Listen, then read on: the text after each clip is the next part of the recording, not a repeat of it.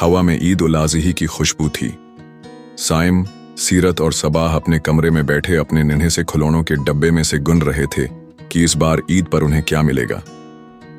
अबू ने कुल कहा था कि ईद पर हमें खास तहफा देंगे। सबाह ने चहक कर कहा। इसकी आंखों में चमक थी। हाँ, लेकिन क्या मिलेगा? सीरत ने सोचते हुए कहा। साइम मुस्कुराया।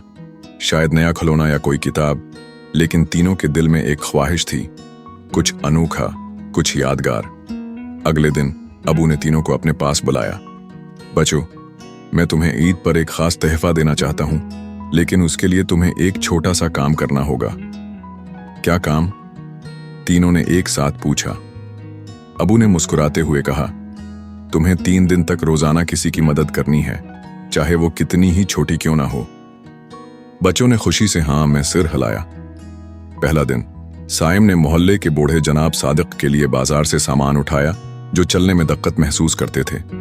दूसरा दिन सीरत ने अपनी दोस्त ज़ैनब की मदद की, जो बीमार थी और उसका होमवर्क छूट गया था। उसने उसे सबक समझाया और साथ खेल भी खेला।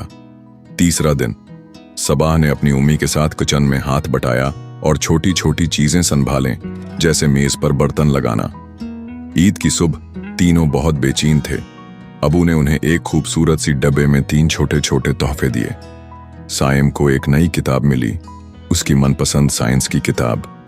सीरत को रंगीन पेंट और कीनूस मिला, ताकि वो अपनी तस्वीरें बनाए।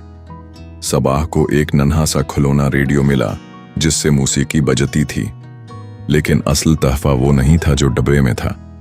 अबू ने उन्हें गले लगाते हुए कहा, तुम्हारा सबसे बड़ा तोहफा ये है कि तुमने दूसरों की मदद करके उनकी खुशियों में इजाफा किया। ईद की असल रूह यही है, देना, बांटना और मोहब्बत फैलाना।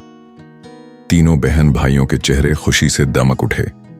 उन्हें एहसास हुआ कि ईद का सबसे खूबसूरत तोहफा मोहब्बत और मदद करना है। ईद की खुशियां बांटने से बढ़ती हैं।